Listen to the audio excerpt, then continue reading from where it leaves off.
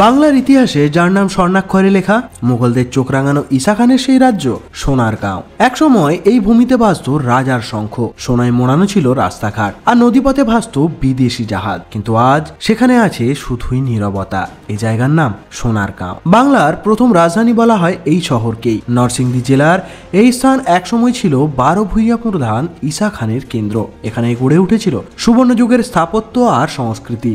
মসলিনের কারুকার্য ও মুঘল স্থাপত্যের এক অপূর্ব মিশ্রণ ছিল এই সোনারগাঁও। এখানকার পানাম নগরীতে ছিল ব্যবসায়ীদের রমরমা। তাদের তৈরি বাড়িগুলো আজও দাঁড়িয়ে কালের সাক্ষী হয়ে। সোনারগাঁও শুধু একটা ধ্বংসাবশেষ নয়, এটি আমাদের হারানো গৌরব আর অদম্য প্রতিবাদের ইতিহাস। এই ঐতিহাসিক স্থানকে আমাদের চেনা প্রয়োজন। সোনারগাঁও কি শুধুই অতীতের গল্প, নাকি এখনো মাটির নিচে লুকিয়ে আছে এক সমৃদ্ধ নগরীর চিহ্ন? আপনি কি পানামনগর ঘুরে দেখেছেন? কমেন্টে আপনার অভিজ্ঞতা জানান। আর এমন আরও ইতিহাস জানতে ফলো করুন আমাদের পেজ ভবঘুরেকে।